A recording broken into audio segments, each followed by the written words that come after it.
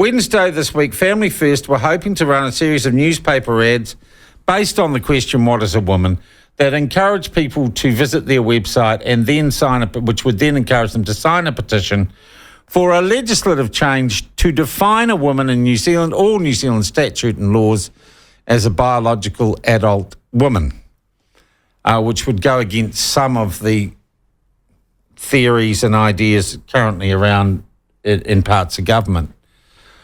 It appears from the evidence and some communication presented to us by Bob McCroskey yesterday that our major media companies, print media companies, discussed with each other whether or not they should take these advertisements.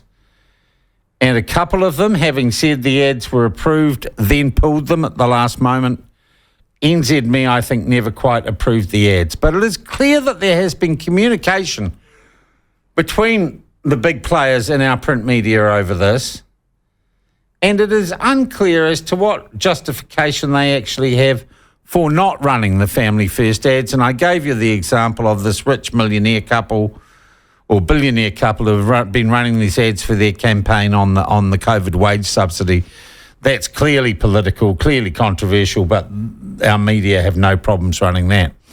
Well, joining the fray as well now is the Free Speech Union, which is the country's leading advocacy group for freedom of speech and the value of freedom of speech in a democratic and open society. They themselves running a submission campaign against proposed changes or ideas of proposed changes from the Department of Internal Affairs to restrictions in the internet and censorship of the internet. Joining us now is the spokesperson for the Free Speech Union, Jonathan Ayling. G'day, Jonathan. How are you? Morning, Sean. Always well. Okay. Look, I'm going to open up with a devil's advocate question here. In a free society, haven't independent businesses like these publishers, these media publishers, got a right to talk amongst themselves and say, rack off with your ad?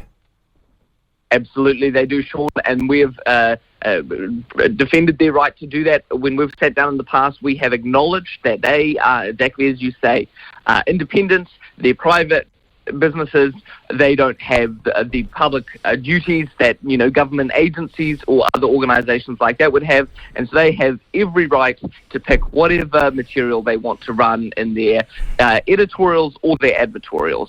But don't claim to be an impartial publisher and don't claim to be, the pillars of the fourth estate if you're going to do that in a partial way. So NZME stuff and ODT have every right to do it. For Sinead Balker, it's a private company. She gets to choose how the shops run. For NZME, it's a publicly listed company. Michael Boggs, has a duty to his shareholders to make sure that he runs the ship in a way that produces profit. And what we have said to them time and time again is, look, if you're going to start picking and choosing which ads you run, it is a fair assumption that you implicitly endorse every ad that you pick. And that's going to be a real trouble when some of these products that you're running get into trouble, or when some of these other groups are controversial. So here's an idea. Why don't you just do your job as a publisher, and for the ideas that aren't way outside Overton's window, for the idea that are generally still being contested and debated within society, why don't you let them have their say and let the rest of us choose? That's the role of the fourth estate. I think that serves shareholders' interests best, and that's what true impartiality would look like. Yeah, it is very interesting, Jonathan. I have to say, in my role here at the platform, it's something I think about. And there are certain ads, or I think, where would I say I'm not going to run that ad? Well, probably my tolerance is a little bit higher for various philosophical reasons. But I guess there would be circumstances where I say, no, I'm not going to run that if I think it incited violence or was so outside the bounds of reason that I couldn't justify it on the grounds of free speech. I'd say no. I guess the thing is, I look at the material that New Zealand First wants to run and I can't find it. It might be controversial, but I can't find it offensive or illegal in any way.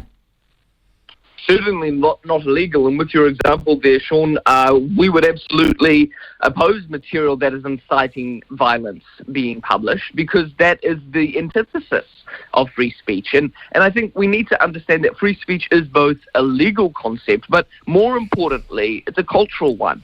And so the very nuanced and mature place that Twitter is, we've had people going after us because they say, the Free Speech Union, and they're saying NZME has to run this material. That's compelled speech. No, we're not. We're not saying they have to run it. We're saying our society isn't well served by publishers who are going to pick and choose which end of the debate we're allowed to hear. Yeah. And that's not a black and white stand. As you're pointing out, there's nuance in that. And a lot of people don't like that nuance. Yeah. What we're saying is, don't try and privilege certain conversations that are still occurring in our society. Don't try and jump to the end and force your perspective on others when a lot of Kiwis are still coming in the process. Yeah. And I would also say, though, Jonathan, I think this probably, and in the absence of any rational explanation from these media publishers, I think a lot of it is that it's just New Zealand First. They have already been, I think, unjustly deregistered as a charity when you look at the outfits that are still charities. I think they were discriminated against there. I just think they are regarded as uncool by our woke news media, and they are effectively being cancelled. Yeah, I think that is fair. You know, there's you keep saying New Zealand First, then Sean, I'm pretty sure you mean Family First. Family First, sorry. Yeah. Yeah. I think that is fair. And again, you know, I'm not going to say most Kiwis agree with everything that they stand up for. You and I probably don't agree with everything that they stand up for. But again, I would say this plays into a culture of intolerance that is growing, where Family First does represent a portion of New Zealand that has a right to try and advocate for their perspectives. And I don't think we actually serve our own cause as well. I don't think if NZME or Stuff or ODT have done this in order to protect the trans community, I think they've been counterproductive, because again, censorship actually inflames the issue more. It makes people dig their toes in more. Yeah, and it creates extremes. And it makes you know, say Family First were wrong in everything that they're claiming. It's making a martyr out of them, where a host of people who have never had any time for them suddenly go, well, hang on a second, that's not treating them very fairly.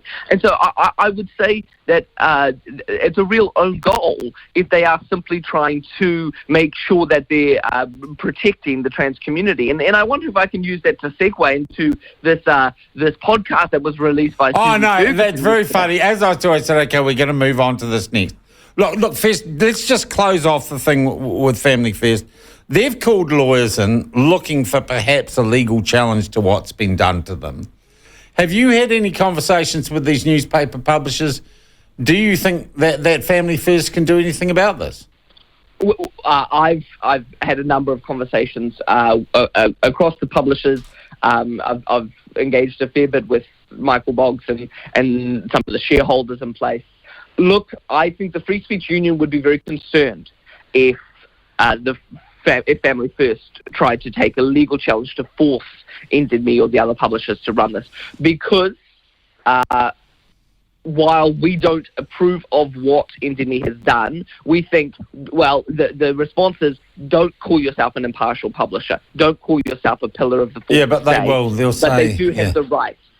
And in the United States, 3 weeks back, the Supreme Court released a very significant ruling that said that where organizations operate in expressive rights, there is an ability to discriminate on putting someone else's words in your mouth. So discrimination law in New Zealand says that if a Māori wants to come into your restaurant, you definitely cannot say, nah, they're not allowed in here. That is discrimination. It's unacceptable. But if it is within the expressive space, you can't force a speechwriter to write a pitch for an oil company that tries to discredit climate change. And so in this space, NZME are operating within the expressive rights. It isn't advertorial. And so that ruling in the United States there would say you can't force NZME to put all right. Here's another aspect then. Have they colluded with each other to act in a cartel, as a cartel? Michael Boggs strongly denies that, and I think we actually will. Which means he's strongly worried about it being proven. Yeah, operating as a cartel is a different area, but that gets a fair bit further outside of the realm of free speech. So that's not my expertise, but it would be an interesting question. Yeah. All right. Well, let's move on then, Jonathan. With great fanfare, old Red Radio, as we jokingly call them, Radio New Zealand, yesterday launched the start of a podcast series headed by Susie Ferguson, which is all about disinformation. It's called Undercurrent. I think I managed to get through the first 3/4 of the first episode. And it's all about disinformation and how it's threatening the election. I'm going to give you my very quick précis of it. It's all the same old discredited fearmongers from the Disinformation Project, Mr. Hatatawa and Kate Hanna and Hayden Donnell and all these guys wringing their hands. There's nothing much new in it, but in itself it seems to be a piece of disinformation. Your thoughts? Well, we've really got a serial production on the go here, because exactly as you say, that the same people that are speaking out in Web of Chaos and the so-called, I use this very facetiously, research that is released by Disinformation Project, we've got another iteration of very much the same product. And I think given that this is little more than entertainment, I would say, we're going to get bored of it before long, because it's the same cast, saying the same thing in the same dramatic tone. I don't think it's actually going to fly. That would be a slightly more lighthearted perspective on it, to say that I don't think this is going to cut through with everyday Kiwis, because the previous releases really haven't succeeded in doing that either. That's on one side. The other side is the far more serious concern I think I have. Joseph Goebbels, the propaganda minister for Hitler, famously encouraged his supporters to accuse their enemies of the crimes that they committed themselves. And I think that is actually what is occurring here, that this material accuses Kiwis of spreading hate and misinformation in an explicit attempt to destroy democracy. And whether intentionally or not, I won't put the burden of intention on them. That is what this material is doing. It is spreading hate, it is spreading misinformation or disinformation, I would say, and it is an attempt to damage democracy. One of the lines that really struck out to me, Sean, from our good friend Kate Hanna, was that language is the first indicator of genocidality. And I just don't know if we can stop and appreciate how sinister what she is trying to communicate there. Because effectively what she is saying is every opinion, every expression, every idea, every belief that doesn't agree with her ideology is exactly the same as wanting every single person who disagrees with you on that opinion or belief to be eradicated. And I cannot imagine anything more, the stakes being any higher. I cannot imagine anything being more serious. And Susie Ferguson just kind of pushes into that so questioningly, and she says it's genocidal because it's about the eradication of a particular group of people. And so what this means now is that to disagree with someone's identity or ideology, to counter their way of thinking, it is the same thing as countering their right to exist, their very existence, not their thoughts. And that's why I would say this is propaganda. It is nothing short of browbeating people with an extreme view that does not actually correlate with the reality of Kiwis' lives. Now, is there some extreme material? on Telegram or on 4chan, even more so. Yeah. Without a doubt. Do we already have a relatively strict digital regime, such as the digital the Harmful Digital Communications Act? Absolutely. So what we're really running into is yes, there is some material out there, but a regulatory approach just probably isn't going to cut it. Yeah. Also, there are no numbers associated with it. There's no proportion of people on New Zealand who are on 8chan or 4chan or Telegram or whatever. It doesn't compare it with the general internet usage or anything, so it's meaningless.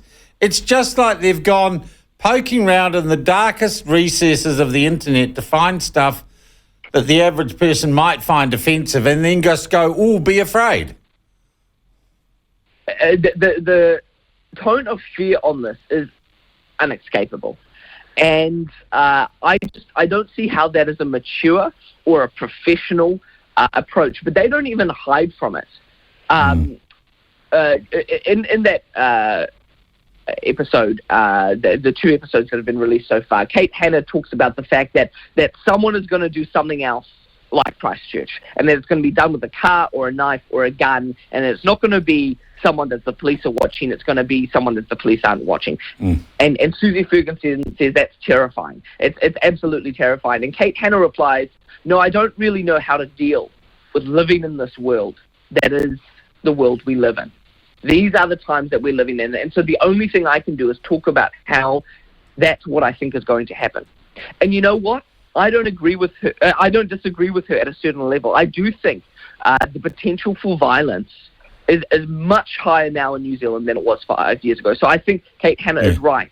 But don't go around simply giving hot air to your fears. Yeah. She claims to be an academic. She claims to be producing research. Produce research as to why this is happening, what the empirical data is for it, and what are the solutions to address it. And the Free Speech Union can point to a very, very strong body of academic research that shows that in countries that have stronger speech restrictions, terrorist activity is much higher. Yeah, yeah. So put that in your pipe and smoke it, Kate. Yeah. Yeah. No one thought to consider that. It's funny, though, Jonathan, I'm going to haul you up here. You're upset at the idea that language and exclusion can be used to seed fear and everything, and that you say that's not right. How can you trust any of our mainstream media to cover any issue impartially if they can't sell their advertising impartially?